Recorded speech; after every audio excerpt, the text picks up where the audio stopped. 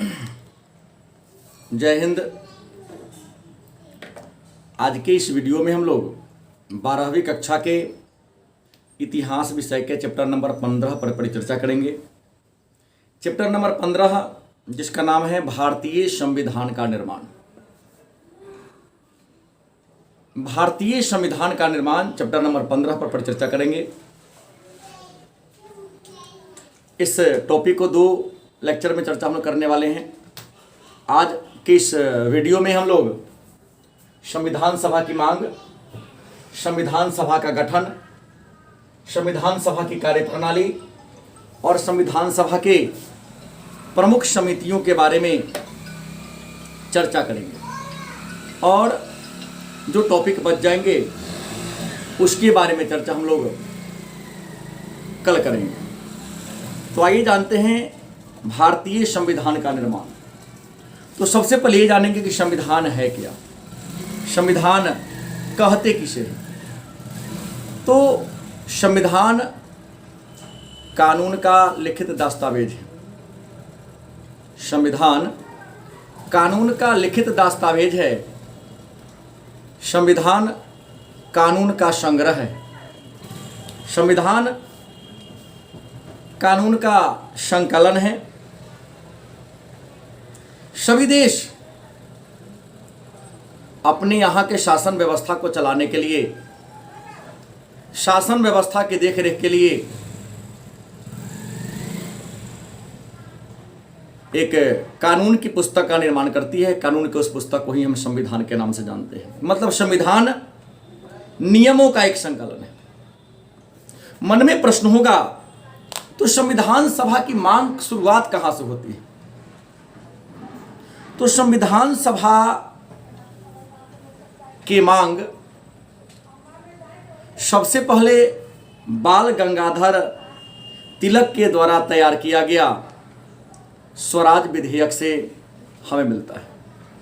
मतलब बाल गंगाधर तिलक ने 1895 ईस्वी में जो एक स्वराज विधेयक तैयार किया था, उस स्वराज विधेयक में पहली बार संविधान सभा की मांग पर विचार रखा गया था। उसके बाद 1922 ईस्वी में महात्मा गांधी ने, 1928 ईस्वी में मोतीलाल नेहरू ने, 1934 ईस्वी में सुभाष चंद्र बोस और पंडित जवाहरलाल नेहरू ने यह मांग रखा था कि भारत का संविधान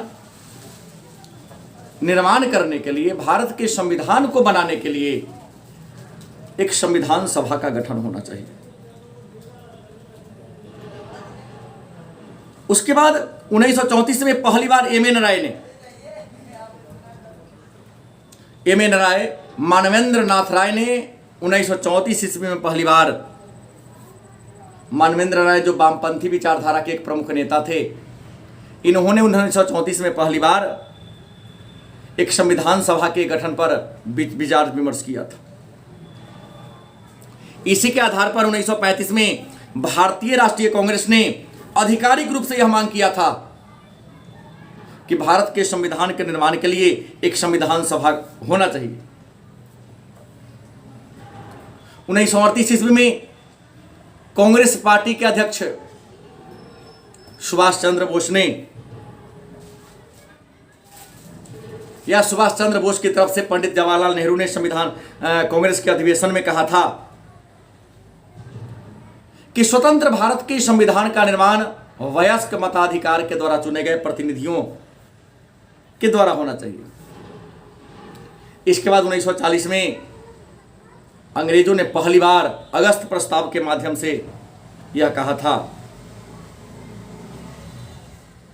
कि भारत का एक संविधान होगा, एक संविधान सभा होगा जिसका निर्माण भारतवासी स्वयं करेंगे। उसके बाद अंग्रेजी ने पुनः 1942 में कैबिनेट मिशन योजना के माध्यम से इस बात को दोहराई थी कि स्वतंत्र भारत के संविधान का निर्माण भारतवासी स्वयं करेंगे। 1945 में जब इंग्लैंड में चुनाव हुआ तो 1945 में जब चुनाव में इटली ने अपने घोषणा पत्र में कहा था कि यदि हमारी लेबर पार्टी की सरकार बनती है तो हम भारत की सत्ता को भारतीयों के हाथ में सौंप देंगे। संयोगवश 1945 के इंग्लैंड के चुनाव में इटली जीत जाते हैं और जीतने के बाद इटली मार्च 1946 ईस्वी में एक 3 सदस्यीय आयोग भारत भेजते हैं, जिसका चर्चा हमने कल के वीडियो में किया था। उसका नाम था कैबिनेट मिशन योजना। कैबिनेट मिशन योजना के आधार पर जुलाई 1946 ईस्वी में 10 लाख की जनसंख्या पर, हालांकि यहां वयस्क मताधिकार का उपयोग करना उचित नहीं होगा क्योंकि सभी लोग वोट नहीं दिए थे इसमें, तो यहां पर सार्वजनिक वयस्क मताधिकार प्रयोग नहीं हुआ था। तो जुलाई 1946 में कैबिनेट मिशन योजना के तहत के द्वारा संविधान सभा के सदस्यों का चुनाव हुआ। नवंबर 1946 में संविधान सभा का गठन हो गया और 9 दिसंबर 1946 ईस्वी को दिल्ली के संसद भवन के केंद्रीय कक्ष में संविधान सभा की पहली बैठक हुई। फ्रांस का जब संविधान बना था तो फ्रांस के संविधान सभा की पहली बैठक में अध्यक्ष का पद उसी को दिया गया था जो उस सभा में सबसे वरिष्ठ व्यक्ति थे। फ्रांस के परंपराओं का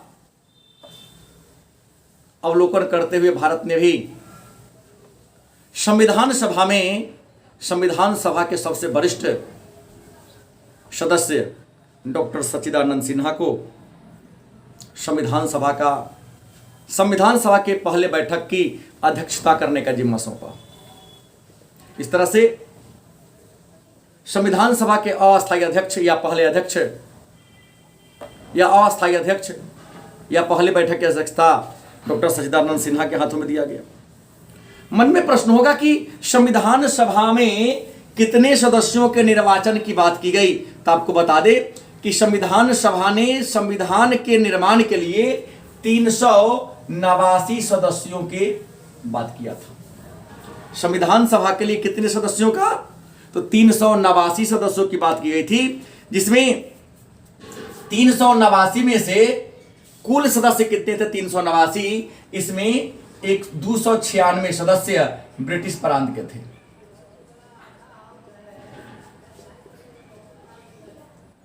तीन सौ 389 में से 296 सदस्य कहां के थे, ब्रिटिश प्रांत के थे। 93 सदस्य देशी रियासत के थे। मतलब संविधान सभा के लिए कुल 389 सदस्य का चुनाव होना था। इन 389 सदस्य में 296 सदस्य ब्रिटिश प्रांत के, अंग्रेजों के राज्य के, और 93 सदस्य देशी रियासत के, मतलब देश के जो राजा महाराजा थे वहां का था। अगर आप इस दोनों को जोड़ लें तो 6, 3, 9, 9, 9, 18 और 2, मतलब दोनों को जोड़ लेंगे तो आपको 389 पुर जाता है। लेकिन 389 की बात करते हैं तो जब चुनाव हुआ तो आपको बता दें कि 296 सीटों में से यहां मात्र 292 सीट पर ही चुनाव हो सका था। सीट रखा गया था 296, लेकिन हुआ कितना, 292 का हुआ था। उसके बाद 11 गवर्नर के प्रांत का हुआ था। गवर्नर के प्रांत से 11 सदस्यों का चुनाव हुआ था और 4 सदस्य का चुनाव मुख्य आयुक्तों के प्रांत से हुआ था। मुख्य आयुक्तों के प्रांत से हुआ था।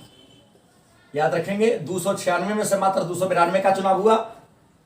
11 सदस्य का चुनाव गवर्नर जनरल के प्रांत से हुआ था और 4 सदस्य का चुनाव मुख्य आयुक्त के क्षेत्र से हुआ था।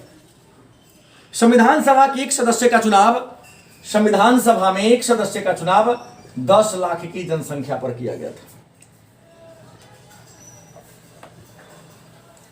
देशी रियासत में सदस्यों का चुनाव वहां के प्रमुख के द्वारा किया जाता था। हैदराबाद एक ऐसा रियासत था उस समय जिसका कोई प्रतिनिधि संविधान सभा में नहीं था। मतलब वह रियासत कौन था जिसका कोई प्रतिनिधि नहीं था? तो हैदराबाद एक ऐसा रियासत था जहां का एक भी प्रतिनिधि संविधान सभा में नहीं थे।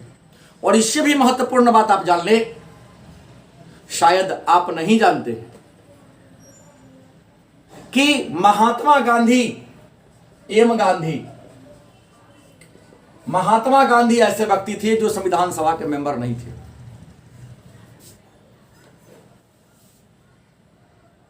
महात्मा गांधी संविधान सभा के मेंबर नहीं थे, सदस्य नहीं थे।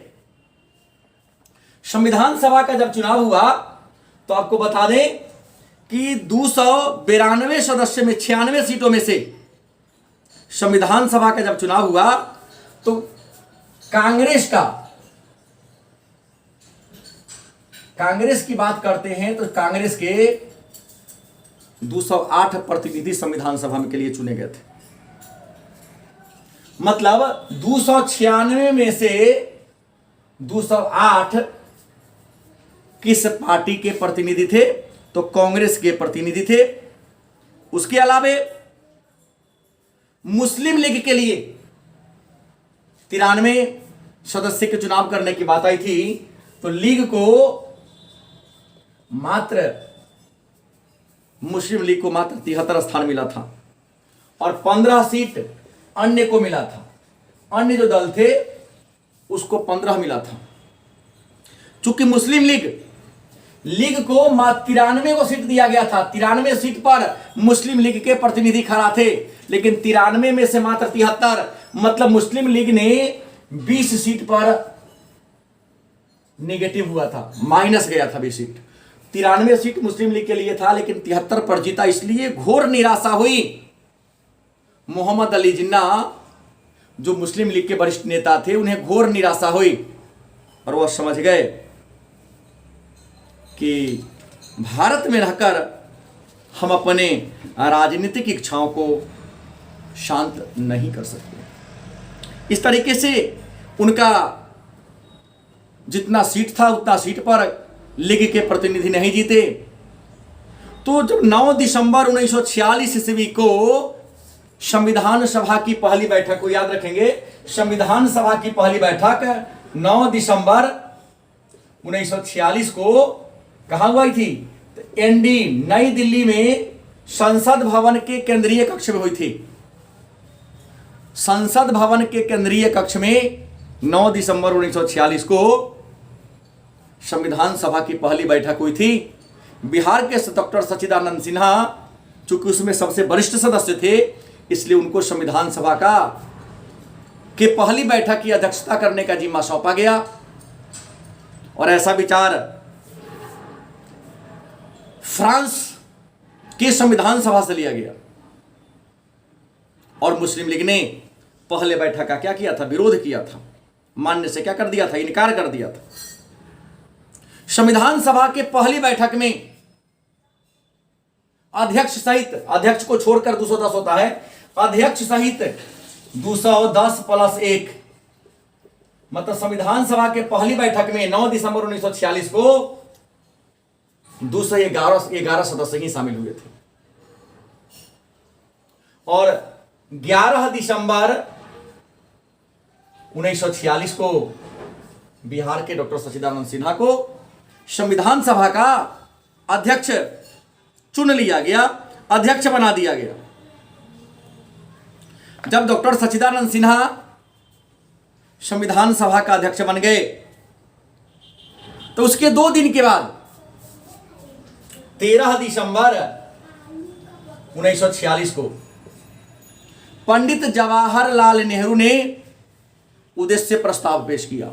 मतलब संविधान सभा के सामने उद्देश्य प्रस्ताव कब पेश किया गया? तो आपको बता दें, उद्देश्य प्रस्ताव 1946 को 13 दिसंबर को पंडित नेहरू ने पेश किया था। और पंडित नेहरू ने जब उद्देश्य प्रस्ताव पेश कर दिया तो उद्देश्य प्रस्ताव पेश करने के साथ ही संविधान का लेखन कार्य क्या हो गया, प्रारंभ हो गया। संविधान लिखना क्या हो गया, शुरू हो गया।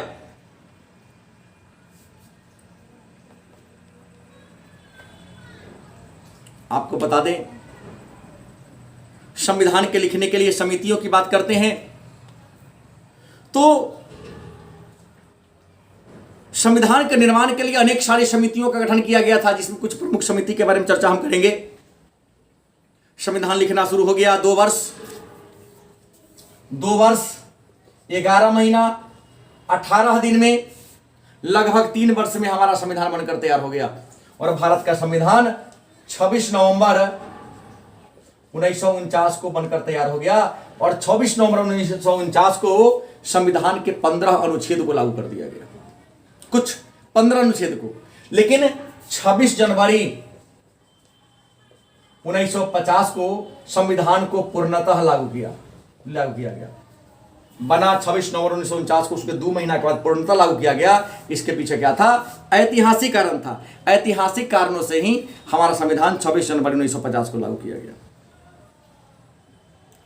संविधान सभा ने संविधान निर्माण के क्रम में ही 22 जुलाई 1947 को संविधान सभा ने संविधान निर्माण के क्रम में ही 22 जुलाई 1947 को तिरंगा को राष्ट्रीय ध्वज के रूप में अपना लिया।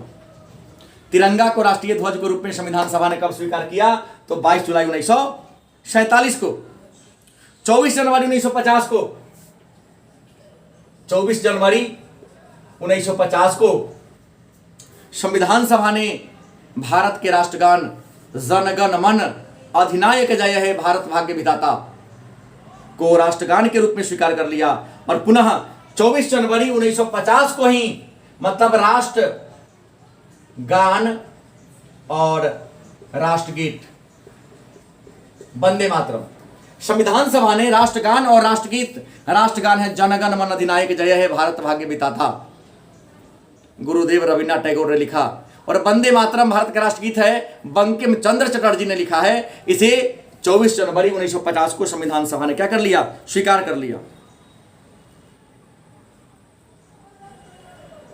संविधान बनकर तैयार हो गया। तो 24 जनवरी 1950 को संविधान सभा के अध्यक्ष होने के नाते डॉक्टर राजेंद्र प्रसाद को संविधान सभा का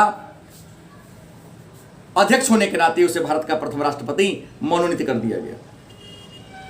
भारत के संविधान को बनाने में विश्व के 60 देशों के संविधान को पढ़ा गया है। विश्व के 60 देशों के संविधान की अच्छी अच्छी बातों को लेकर भारत के संविधान को लिखा गया है।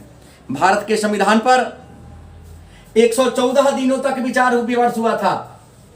भारत के संविधान पर 114 दिनों तक विचार विमर्श चला था और संविधान के निर्माण करने में 2 वर्ष 11 महीना 18 दिन में 64 लाख रुपया खर्चा हुआ था। 2 वर्ष 11 महीना 18 दिन में हमारा संविधान बना, तो उस समय 64 लाख रुपया खर्च हुआ था भारत के संविधान का निर्माण करने में। लेकिन फिर भी भारत के संविधान में इतने बड़े विद्वान, इतने बड़े महापुरुष लोग बैठे थे, लेकिन अंग्रेजों ने 1935 ईस्वी में जो अधिनियम पारित किया था, भारत स्वतंत्रता भारत सरकार अधिनियम 1935, इस 1935 के 321 अनुच्छेद को हूबहू भारत के संविधान में जोड़ दिया गया।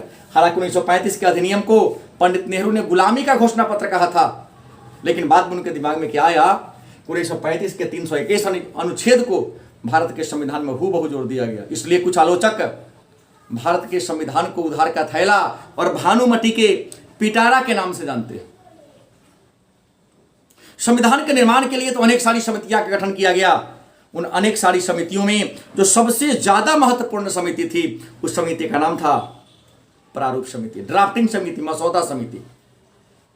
संविधान के निर्माण करने के लिए अनेक सारी समितियों का गठन किया गया था, लेकिन उन अनेक सारी समितियों में जो सबसे महत्वपूर्ण समिति थी, जो सबसे प्रमुख समिति थी, उसका नाम था प्रारूप समिति।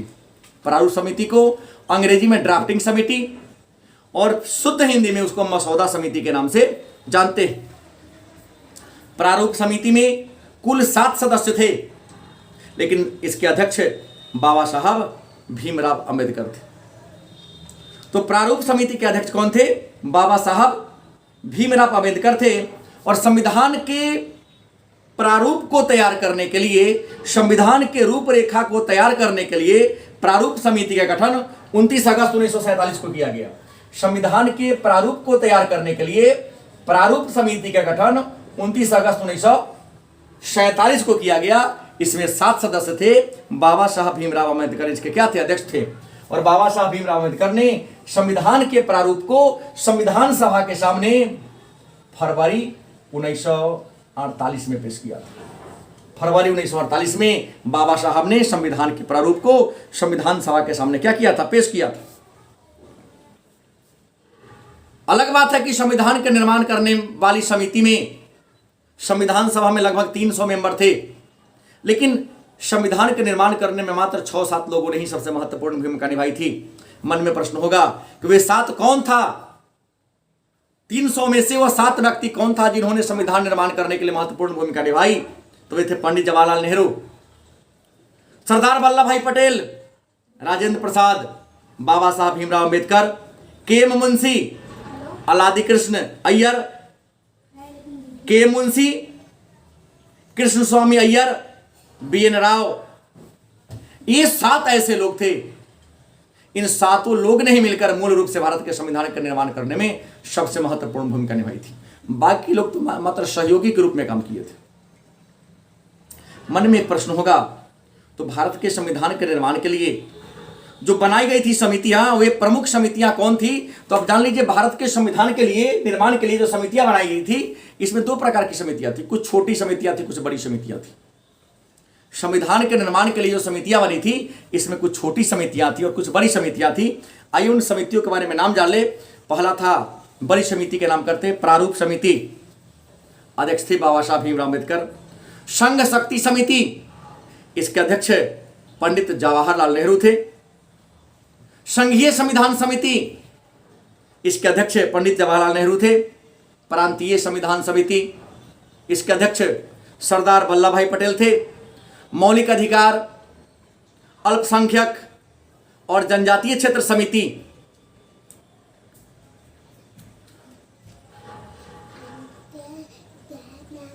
इसके अध्यक्ष कई लोग थे। जैसे मौलिक अधिकार की जो उप समिति थी, इसके जेवी कृपलानी। अल्पसंख्यकों की उप समिति एच.सी. मुंशी और बाकी गोपीनाथ बारदोलोई थे। प्रक्रिया समिति और संचालन समिति के अध्यक्ष डॉक्टर राजेंद्र प्रसाद थे। राज्यों के लिए समझौता कराने वाली समिति के अध्यक्ष जवाहरलाल नेहरू थे। वित्त और कर्मचारी समिति के अध्यक्ष डॉक्टर राजेंद्र प्रसाद थे। सदन समिति के अध्यक्ष पट्टाभी सीतारामैया थे। कार्य संचालन समिति, सीधे संचालन समिति पूछेगा तो राजेंद्र प्रसाद, लेकिन कार्य संचालन समिति के अध्यक्ष के.एम. मुंशी थे। संविधान सभा के कार्यों की जो देखरेख करने वाली समिति थी, उसके जी.बी. मावलंकर थे।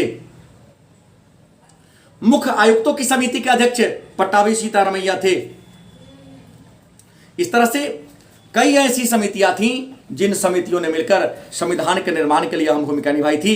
उस पर भाषाई आयोग समिति, एस.के. डार, प्रेस दीर्घा समिति उषानाथ सेन और नागरिकता पर तदर्थ समिति के अध्यक्ष एस. वरदाचारी थे। आपको बता दें कि संविधान सभा ने 2 वर्ष 11 महीना 18 दिन में भारत के संविधान को तैयार कर दिया और 26 नवंबर 1949 को संविधान को अंगीकार किया गया, एडॉप्ट किया गया। उस दिन 15 अनुच्छेद को लागू किया गया था। मन में प्रश्न होगा, वह 15 अनुच्छेद कौन कौन था जिसे 26 नवंबर 1949 को लागू किया गया? तो आपको बता दें, वह 15 अनुच्छेद था। अनुच्छेद 5, 6, 7, 8, 9 ये नागरिकता से संबंधित अनुच्छेद है। 60 राष्ट्रपति, 324 निर्वाचन से जुड़ा हुआ समिति है, 366, 367, 379, 380, 388, 391, 392 और 393। यह 15 ऐसा अनुच्छेद था जिसे संविधान सभा ने संविधान के अंगीकार करने के तारीख को ही क्या कर दिया था, लागू कर दिया था। अब मन में प्रश्न होगा कि संविधान सभा के अध्यक्ष राजेंद्र प्रसाद थे, अस्थायी अध्यक्ष डॉक्टर सच्चिदानंद सिन्हा थे, या पहले अध्यक्ष डॉक्टर सच्चिदानंद सिन्हा थे, तो क्या संविधान सभा के उपाध्यक्ष भी थे? उम्मीद है शायद ही कुछ ऐसे लोग होंगे जो इस बात को जानते होंगे कि संविधान सभा के उपाध्यक्ष भी थे। तो आपको बता दें कि संविधान सभा में उपाध्यक्ष 2 थे। संविधान सभा में उपाध्यक्ष कितने थे? 2 थे। पहला एच.सी. मुखर्जी, दूसरा वी.टी. कृष्णामाचारी। संविधान सभा के अध्यक्ष राजेंद्र प्रसाद थे, लेकिन संविधान सभा में उपाध्यक्ष कितने थे? 2, एच.सी. मुखर्जी और वी.टी. कृष्णामाचारी। ये 2 ऐसे व्यक्ति थे जो संविधान सभा के उपाध्यक्ष थे। राजेंद्र प्रसाद तो मुख्य बैठकों की अध्यक्षता करते थे, बाकी सब की अध्यक्षता यही दोनों मिलकर किया करते थे। मन में प्रश्न होगा, तो भारत के संविधान की विशेषता क्या थी? तो भारत की संविधान जिसे बनाने में 2 वर्ष 11 महीना 18 दिन का समय लगा था। कैबिनेट मिशन योजना के द्वारा गठित संविधान सभा ने जिस संविधान का निर्माण किया, उस संविधान की अनेक सारी विशेषताएं थी। पहली विशेषता कि भारत के संविधान को बनने में 2 वर्ष 11 महीना 18 दिन लगा था, लगभग 3 वर्ष का समय लगा था। संविधान के निर्माण में 11 बैठक, 11 अधिवेशन और 165 बैठक हुई थी। मूल संविधान में 395 अनुच्छेद, 8 अनुसूचियां और 22 भाग थी। मूल संविधान को अंग्रेजी भाषा में लिखा गया था। उसके अलावा भारत का संविधान विश्व का सबसे लंबा संविधान है।